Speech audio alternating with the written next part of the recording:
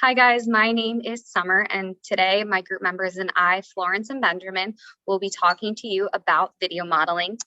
The two articles that we had the opportunity to look at are called Video Modeling Strategies to Enhance Appropriate Behaviors in Children with Autism Spectrum Disorder, and the second one is called Showtime, Using Video Self-Modeling to Decrease Inappropriate Behavior.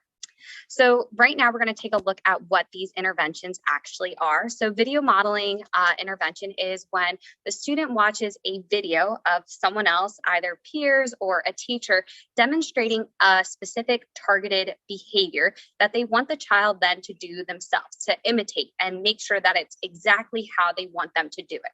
So a few examples of when video modeling could be used is when you're working on communication skills with a student who is on the autism spectrum disorder, or when you're trying to do something like play or daily life skills. On the right-hand side is a video modeling of how to interact with someone when they come over to your house, which is a great skill for students with autism to learn, because sometimes they miss out on those social cues and when it's appropriate and when it's not appropriate to say certain things or do certain things.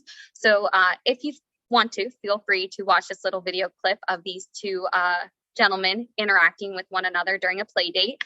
I've used video modeling in the classroom and in my part-time job, and you'll see a little clip of that later on of how I use video modeling to engage a child with autism in some type of workout. Okay, the second intervention that we're going to be looking at is video self-modeling, and that's where you videotape the student, the particular student that you're working with, doing a targeted behavior or skill that you want them to do. And while you're videotaping them, you're making sure that it is the example that you want them to do exactly. I know that sounds a little crazy and a little harsh, but you want them to do the exemplary sample because you want to make sure that they can do it over and over again the right way. So certain things that you might do self-video modeling is like filling out their agenda, or unpacking and packing up when they get into a specific classroom, or transitioning from classroom to classroom, or certain lunchroom expectations. I know, at least for me in my school, the kids sit at their table first, then they're called up, and then they can go through the line, pick up their lunch, and then go back to the seat. So you might set up a video camera and show that student exactly how they're supposed to transition through the cafeteria to get their lunch and sit back down. All right. Video modeling is appropriate for children with autism spectrum disorder. Children with ASD exhibit deficits in the areas of communication, socialization, behavior, and other life skills. Teachers need strategies that are evidence-based to improve these skills in children with autism. Children with autism spectrum disorder learn tasks through visual modes, so watching TV and videos may be a highly reinforcing activity. Research on video modeling interventions on children with ASD shows that several behaviors can be targeted. These behaviors include socialization skills, for example, greeting others, standing in line, sharing toys, turn-taking, etc. Communication skills, such as making requests, asking and answering questions, initiating conversations. Functional living skills, such as brushing teeth, making the bed, riding a bus, going to a grocery store, purchasing, etc. Academic skills, for example, spelling, and inappropriate behavior skills, such as aggressive actions, pushing, and tantrums. Video modeling helps children with ASD develop and improve these skills when implemented systematically. Video self-modeling is an intervention that is appropriate for children with autism spectrum disorder to decrease inappropriate behavior. Self-modeling may be most effective for students who are visual learners and are motivated by watching TV. Children with autism are interested in TV and videos, and that's why this intervention is used for them. Another characteristic of students who may be the most successful with video self-modeling is difficulty with social interactions. Watching videos does not require that the students have any social interactions with others and does not require that they give eye contact. The student concentrates on fewer images than might be present in a role-playing scenario. In addition, video self-modeling may be effective for students who need a novel, motivating way to learn new tasks, to be aware of the difference between inappropriate and appropriate behaviors. One example of self-modeling in the article we read was Peter, an autistic student who exhibited limited communication and aggressiveness toward others. He was a good visual learner and liked to watch TV. So Peter was exactly the student for whom video self-modeling could be used. The intervention was effective and it taught him how to reduce inappropriate behavior. This intervention also helped him to learn new skills and to increase opportunities to communicate better at school. Okay, moving on to how we use video modeling and video self-modeling, VM and VSM respectively. The steps for implementing each of these is similar, but there are some important differences. There are 11 total steps, some of which reflect preparation and data collection techniques that you'll be familiar with from the CHAMPS books. So for step 1, for both video self-modeling and video modeling, the first step is typically stated as identify the target behavior.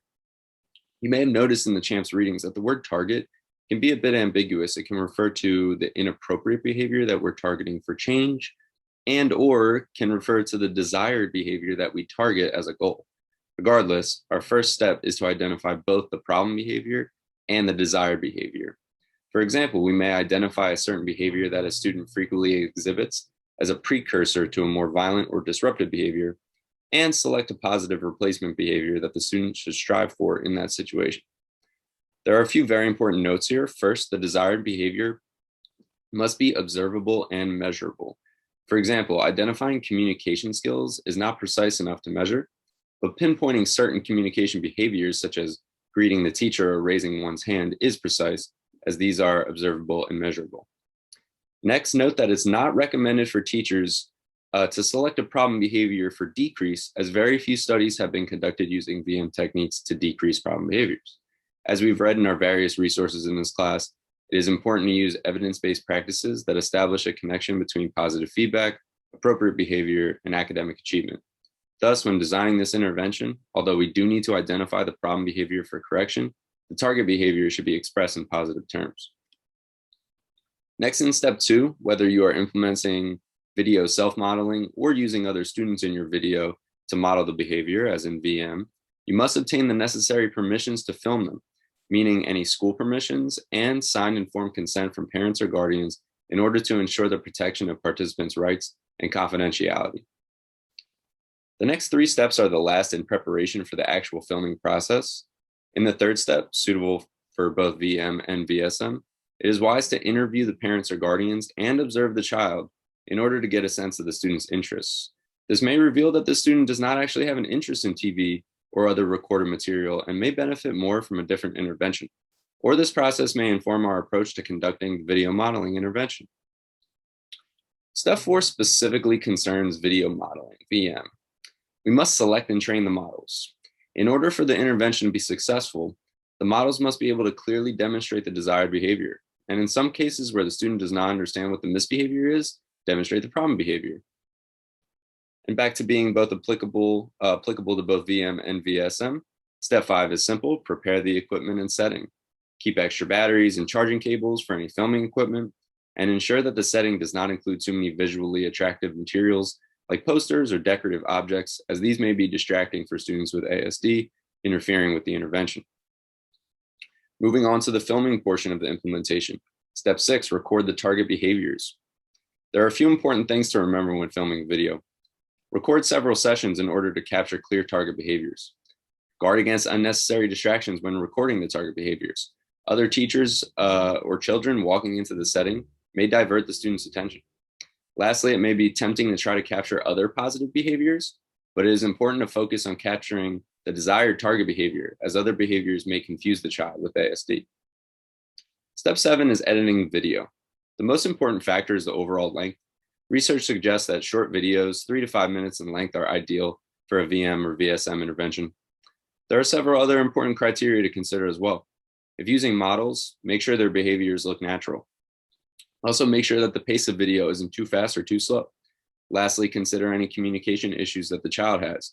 You may want to include pauses, beeps, or captions in the video to provide clarity and give the student a chance to ask questions. Step 8 is the last step before actually presenting the video to the student, and frankly should be happening throughout steps 2 through 7. It reflects what we've been learning in our chance chapters all summer. Collect baseline data. Data collection for the target behavior prior to and then after presenting the video helps teachers monitor not only students' progress, but also the effectiveness of the intervention strategy. And again, as we've learned, this data collection can involve frequency, duration, and latency, for example. Moving on to step 9, presenting the video to the student. Select a specific time and place to show the video. Make sure that possible interruptions are eliminated. Plan in advance where you might pause the video and ask comprehension questions. Immediately following the video, the teacher may consider having the student perform the observed desired behavior. If the student is successful, reward them. If not, you always have the option to replay the video clip to provide the student with more opportunities to practice the behavior. This is one of the greatest strengths of video modeling and video self-modeling. Step 10. After presenting the video, continue to collect and graph intervention data. Again, this provides us with the before and after of the student's ability to demonstrate the target behaviors and allows us to evaluate the effectiveness of the intervention. A simple line graph goes a long way in presenting the data to other stakeholders in the intervention. And last but not least, step 11, promote maintenance and generalization. Regarding maintenance, if the intervention is working, continue the strategy and reinforce the target behaviors. Regarding generalization, it is very important for students, and those with ASD especially, to generalize learned skills to other people, settings, and behaviors. For example, if your target behavior was to have the student greet a particular teacher, and the student exhibits this behavior successfully over a period of time, it may be appropriate to include more teachers, other staff, or possibly even peers for the student to greet. We can also encourage the behavior in a different setting. For example, if the student always greets that teacher in the same classroom at the same time of day, it may be appropriate to encourage that behavior in the cafeteria. The student may need to be prompted to initiate the behavior in the new setting or with new people. And depending on the data collected regarding their proficiency, you would either reinforce the successful behavior or perhaps revisit the video modeling intervention, tweak for the updated behavior. This flexibility is again one of the strengths of this intervention. That wraps up the steps for implementing video modeling and video self-modeling. Let's take a look at a quick example of video modeling with a student, Jack, that our very own Summar works with, along with a quote from an additional source of ours and some words from Summar.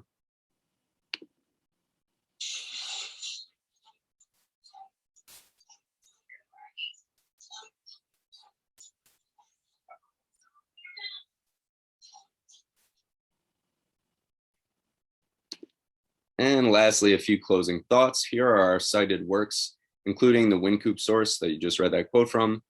And in our supplemental post on this thread, you'll find our other additional resources. We've demonstrated that VM and VSM are evidence-based strategies that, when implemented systematically, as we've described here, may be very useful in helping children with ASD develop or improve communication and social skills. These interventions are economical, as they can be used not only with the target student, but also with any other students who display similar skill deficits. They are relatively easy to implement, and we hope you might consider them if in need of a Tier 2 intervention. Thank you.